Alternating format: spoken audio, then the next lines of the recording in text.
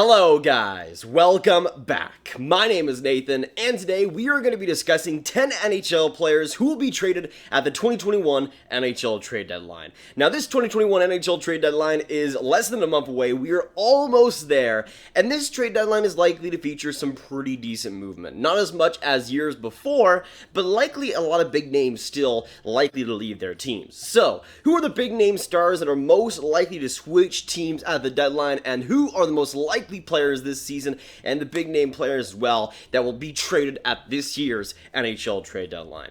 Watch till the end for all the trade rumors, all the predictions, and hit that subscribe button if you're new. Only 30% of the people that are watching these videos are actually subscribed, so every bit helps on the road to 32K, and daily hockey content will be coming your way too. Now we're going to waste zero time getting into the first big name player that will be traded at this year's trade deadline, and we're going to start out with Nashville Predators top 4 D-man in Mattias Ekholm. Now nobody's surprised that Mattias Ekholm is mentioned on this list and is at number 1. He is probably the most likely big name player to be traded this year. It's almost a 100% chance, I would say, in terms of Nashville moving him, especially with Nashville just continuing to be mediocre at best. Mattias Ekholm really has a lot of value to offer on the market right now, and I think he'll get quite a bit as well. Now when it comes to Ekholm, he makes $3.7 million for this year and next, and has looked a lot better these past few weeks or so, which I think definitely rises his stock after a kind of rough start, I would say, to the season so far. But Mattias Ekholm is a top 4 defenseman through and especially on a playoff team that needs experience, Mattias Ekholm offers a lot of that, and at age 30 still has a ton to offer in the regular season and the playoffs as well. Now, in terms of the teams that are actually going after him, we know quite a bit about which teams are actually interested. The Winnipeg Jets and the Boston Bruins, I think, are the two big ones that have the best chances, and I would also say the Florida Panthers as a kind of underrated pick to potentially go after him if they want to fix that left side on defense. But I think Winnipeg and Boston are the two most likely players there, especially the Winnipeg Jets, who, if they really want to be serious in that Canadian division, especially playoff time, I think adding a defenseman like Mattias Ekholm would really round out that defense that has played a lot better than expected so far this year. And now going on to the second big-time NHL player that will be traded at this year's trade deadline, we're now going to move on to the New Jersey Devils and big-time top 6 power forward in Kyle Palmieri. Now, Kyle Palmieri is a fascinating one, a guy that's really come out of the trade rumors, I would say, the past couple of weeks. The Devils and him are trying to negotiate a possible extension, but nothing is set in stone, and I think for especially some teams in that East Division, I think Kyle Palmieri will be an excellent add for them. Now, this year he has 13 points in 26 games, has had a down year, yes, but is a rental this season, so for a lot of teams, it wouldn't be that big of an investment, and I think for the New Jersey Devils, you would still get a decent price from it. Now, in terms of the actual teams that I think are going for him, I think there's 3 big teams that would be after him. First is the New York Islanders, then you have the Toronto Maple Leafs, and then the Boston Bruins. First, the Islanders, who have Anders Lee possibly out for the entire season. That leaves a big hole on that top 6, especially in the power play, that a guy like Kyle Palmieri would hope to fill. You also have the Toronto Maple Leafs, who have been looking for a top 6 winger basically this entire season, and I think a guy like Palmieri, who has the experience he has the more gritty play style he has, would fit quite well with the Leafs, especially when it comes to that power play too. You also have the Boston Bruins, who I think are definitely a guy that would, or definitely a team that would love a guy like Palmieri. I think he'd perfectly fit on that Boston Bruins top 6. It's just a problem when it comes to the cap space, but if you can solve that, maybe you send back a guy like a Jake DeBrusk on the Devils side, I think they could definitely make it work. But now we're going to move on to the third NHL player who will be traded at this year's NHL trade deadline. We're now going to go to number 3 and Buffalo Sabres top 6 forward in Taylor Hall. Now, I think that Taylor Hall will get traded. I think that is a definite possibility, but for what, I really have no clue whatsoever, because you don't know what you're getting with Taylor Hall, and you really don't know the value right now when it comes to him. I think there's a lot of teams out there that would definitely like to add Taylor Hall, but it's just how practical it really is. He's had another down year at the Buffalo Sabres, especially when it comes to 5-on-5 play, where it's just been lackluster, to say the least. We don't know how much of that is the Buffalo Sabres and how much of the prior year has been the Arizona Coyotes and the New Jersey Devils. You just don't know what you're really getting with Taylor Hall, whether it's actually going to be up to that fantastic level that we've seen in the past. I don't think it's going to be that way, which is why I think his value definitely dwindles, but I think there would be some interest there.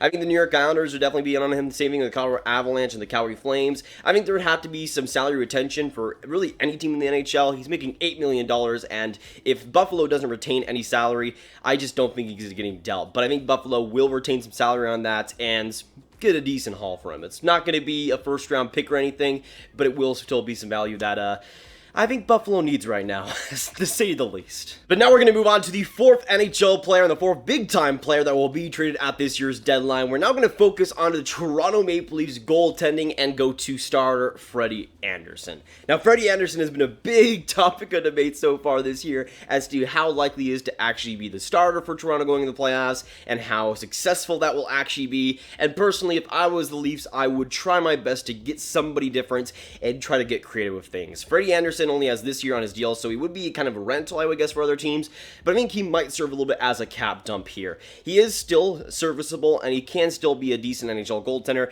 I just don't think for Toronto that'll actually be the case for them. I think for Toronto, they could get rid of Freddie Anderson, get some cap space there, maybe bring on a guy like Palmieri, maybe get a cheap goaltender on top of that, and try to see what happens here. If I was Toronto, I would trade Anderson, get Palmieri, try to get Jonathan Bernier from the Detroit Red Wings, and try to maximize the cap space, or the little cap space that they have right now. But I think there's a few teams out there that would like to have him. I think first and foremost, the Carolina Hurricanes, I think would be a pretty good fit. That's a team that has a great defense around him, and when Freddie Anderson has some talent around him, some big-time talent on defense, he plays pretty well, and we saw that with the Anaheim Ducks. I would also say maybe the Philadelphia Flyers as a potential backup location for Freddie Anderson, in case both Brian Elliott and Carter Hart continue to struggle, but honestly, I'm not sure how realistic the Philadelphia fit is, because I think if I was Philadelphia, I'd rather add to that defense, but with the rumors coming out that they don't want to do really anything this trade deadline, I'm not really sure how likely even that is as well. But we're going to move on to the fifth NHL player who will be traded at this trade deadline. We're going to go to another defenseman, this time more on the straight defensive side of things, and we're going to go to the Columbus Blue Jackets and David Savard. Now, David Savard is one of the more interesting assets, I would say, in this deadline. In terms of defensive defensemen, like Mattias Ekholm, he's one of the more valuable players out there, and he has this year and the next on his contract, and I mean, there's a lot of teams out there that would love to have him on the books. Now, when it comes to the three teams that I think are definitely going to target him mainly, I would say the Winnipeg Jets are a great starting point, the St. Louis Blues, and the Colorado Avalanche. Now, just like Mattias Ekholm, I think David Savard fixes a lot of playoff problems for the Winnipeg Jets. They're getting by right now defensively, but I think come playoff time, you need a much more experienced guy on that defense that they don't really have right now. And I think David Savard will be a pretty great fit. Defensively, is having a great season. Offensively, has kind of just been okay, but the defense is what you're getting David Savard for. He likely wouldn't cost too much either. I think Mattias Ekholm would cost a decent bit more because he has more a long-term future, I would say, with the team getting him, but David Savard is still an excellent option, and again, as a playoff addition,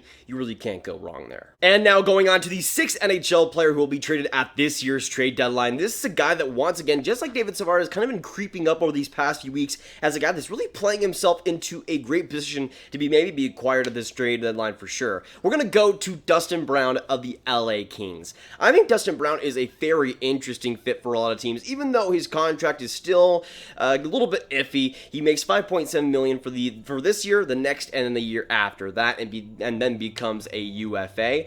I still think, though, with the way he's playing so far this season, that a lot of teams would want to try to acquire him, or at least try to make things work, because obviously that cap hit will kind of make things struggle a little bit, but especially with his power play so far this year and how well he's done offensively so far, I think there'd be some teams out there that would want to add that for the playoff experience he has, the 2 Stanley Cups he's been through as the captain for LA, and how much he's done for that franchise already. I think there's a few teams out there that would be a pretty good fit. I think the New York Islanders are a team that kind of has that more old style in terms of forward play, especially on the power play. I think we'd definitely like to add a guy like Dustin Brown, and I think he definitely fixes a lot of the problems of the hole that Anders Lee left with his injury. I think also the Boston Bruins are in that situation as well. I know the Islanders and the Bruins have the same targets, but I think it makes sense for the Bruins too. But now going on to the 7th NHL player who I think will be traded this year. This is one player that I think is linked to one team. I have some other players linked to 3 teams or so that I think would be interested, but I think if this player gets traded, it will be to this team specifically. At number 7, I have the Columbus Blue Jackets trading for Nashville Predators centerman Ryan Johansen. Now, this is probably one of my hotter takes in this video. But this could happen in the offseason or so. I think just this season in general, it could also happen in the trade deadline. Ryan Johansen will return back to Columbus. Now, there's quite a few teams out there that I think would like to have Ryan Johansen on their team, but the cap hit just does not work. He makes $8 million for the next few seasons, and that's a hefty payload to bring in even before the pandemic came through. And I think for the Columbus Blue Jackets, they've been rumored for a long time, even after the Max Domi trade, and still to this day, to be wanting some more skill on center. They want to add a big-time one, and I think Ryan Johansen could be that guy. Now, Nashville made that bet, and it didn't work out for them, but Ryan Johansen was fantastic for the Columbus Blue Jackets before he was traded for the Nashville Predators, and I think having a return could maybe rejuvenate his career once more. Now, I think for the Nashville Predators, they can get rid of that contract and get rid of their player and get some decent value back. I think that's an absolute win for them going into this kind of mini rebuild they're going through, and I think for the Columbus Blue Jackets, if you want to add some centermen, guys that could play up to a top 6 level, I still think Johansen does have that in him. We'll see if that actually gets unlocked with Columbus, but if he does get traded, I think the Columbus Blue Jackets are the team that would do it, and I think it would make the most sense in terms of any teams out there right now. But now going on to the 8th NHL player who will be traded at this year's trade deadline. I already mentioned him a little bit earlier in the video, but I think as a potential lease fit and also potential fit on a couple other teams, this player has a lot of value on the market that I don't think is quite getting talked about right now, that being Jonathan Bernier of the Detroit Red Wings. Now, he has been really good this past year and this year as well, just being rock solid for a Detroit Red Wings team that is, last time I checked, not the greatest in the world, and especially when it comes to the defense, has left him out to dry quite a bit. He's put up some pretty good numbers, though, considering that, and I think there's a lot of teams out there that would love to have him as even a potential starter going into the playoffs. Now, I mentioned the Leafs as a team there. I could see, again, a Freddie Anderson trade, and they go get Jonathan Bernier, and maybe add rental on top of that, and I think that could definitely work out for them, considering what he's gone through in Detroit. He'll fit right at home on an okay Leafs defense at the very best, but I think Toronto could definitely be in on that. Same thing with the Calgary Flames and maybe even the Washington Capitals if they can get the cap space to work. Obviously, they have Samsonov there, and they have Vinnychek as well, but I think they would like to add a guy like Bernier who adds some stability, adds some health to their team, which is badly needed right now for sure. But I think the Toronto fit definitely makes sense. Again, Toronto can be really creative at this trade deadline if they want to. They have a decent amount of cap space if they want to use it, and especially if they do trade Freddie Anderson, it leaves guys like Jonathan Bernier right for the picking, and I think as a starting goaltender, you go with Jonathan Bernier, especially in 2021, that's not too bad. It's crazy to think about a couple years ago that would be the case, but a Toronto return at least might be possible. Now going on to the 9th NHL player who will be traded at this year's trade deadline, though, we're going to move on to another interesting forward option, a guy that might not have a ton of value on the market right now, but I think would definitely have a lot of interesting suitors as a top, or at least a middle 6 forward. We're going to go to Mikkel Greene of the Nashville Predators. Now, another guy like Taylor Hall, where his value is kind of in the air right now. It's questionable at the moment. He's been okay for the Nashville Predators this year, but really nothing to write home about.